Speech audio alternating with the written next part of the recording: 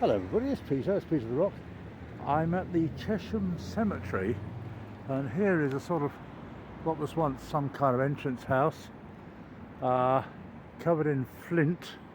Rather marvellously, the flint is a jumbled nature on this entrance there. There's a nice little avenue walking up here. I've never been here before, and it says it's the Commonwealth War Graves Cemetery as well as everything else. But over here are a few plots where a few ashes are stored. So let's have a look. This one's Alfie Stanley Atkins, 21/10/2013. That's only a year ago. Always in our hearts, X. This is one I like. Alan Roger Lacey, October 49, August 20. Beloved Dad and Grandad, lived a good life, now having a good rest. See ya next time. I'm not quite sure about the ya. Perhaps he used to speak like that. Maybe they couldn't afford YOU. I just don't know. Here's a couple. Treasured Memories, Derek Redding, Anne Redding. Nay Mackintosh. The man died aged 65, the woman aged 86. That's fairly common. Here's another one that's quite interesting. Hilda May Lacey. That can only be somebody born in the 1920s with a name like that. Great grandmother, amongst other things. Sadly missed by all the family. And there's one with a picture. In loving memory of dear father, granddad and great-granddad Wilfred F.J. brackets Bill Slade, 1923 to 2004. He died aged 80. He wasn't quite 81. Gone are the days we used to share, but in our hearts you're always there. Missed by all the family, forever in our hearts. And there's a Christian cross there. I like a bit of poetry, even though it was rather brief. This looks like an older one, and it is an older one, but not by much. In loving memory of a beloved wife and mother, Sylvia Florence Norman. I had an auntie called Florence, but this lady was born in 1938. My auntie was born a considerable number of years before that, and Michael Frederick Norman, and so on. I'm not going to you may be pleased to know that I'm not going to read out all the inscriptions on all the graves and point out features of them, because that would be intrusive, if anything, which I don't want to be. These people died, and their grief-stricken relatives wanted to remember them in some way.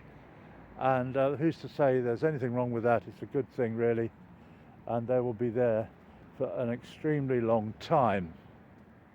So I'm walking up this, you can only call it an avenue, of truncated upside down bushes, and to get into the Chesham Cemetery proper. It's Peter the Rock. It's a Sunday, it's early afternoon, and just for a bit of variety, I got the train to Chesham and carried on in a trainward direction, which I always used to think was going west. In fact, it's going north when it gets to this point. So my plan is to keep going in that direction and to go as far north as possible, perhaps to the very tip of this cemetery or beyond, just to see what's there. Otherwise, why would anybody go to the South Pole or the North Pole? Well, they do that to be the first, I suppose, but not to see what's there, because any fool can tell them not a lot. Snow, ice, that's your lot. So here we are in the older part of the cemetery, and there's a chap here, Charles Rice, or Price possibly, he's lost his P, aged 73 years. Mary Price, Hmm. There's a sort of a uniformity of style of the graves here. You could almost call it Norman architecture style, like the windows maybe. I'm really clutching at straws, not knowing much about the style of grave headstones. It's always a shame when one has keeled over a bit, because that shows a lack of attention. No flowers at all anywhere along here. The dead in this part of the world are just forgotten, sadly, except by, from this Peter the Rock YouTube, which, who knows, may survive 10, 20, 30 years. Difficult to know which direction to go in. This is a very interesting grave. It's just a few stones gathered together, rather like the sort of things rather like a cairn. Perhaps the chap who died, or woman, were keen walkers, and creating a cairn was their thing. Lots of people like creating cairns. But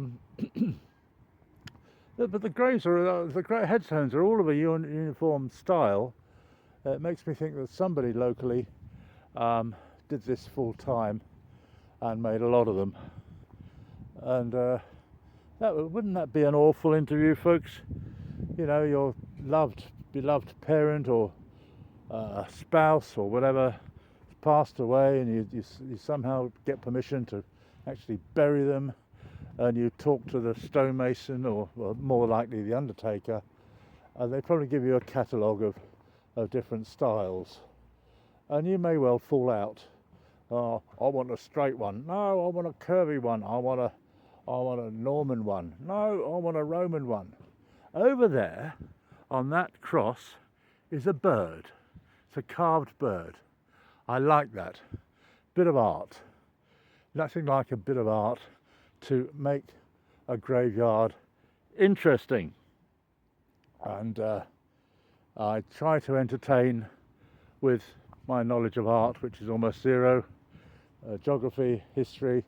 You get it all in a cemetery, and sometimes there are surprises. This is a big one. I was looking at the top, it almost looks like a dollar sign in the middle of the cross. It's a bit disconcerting.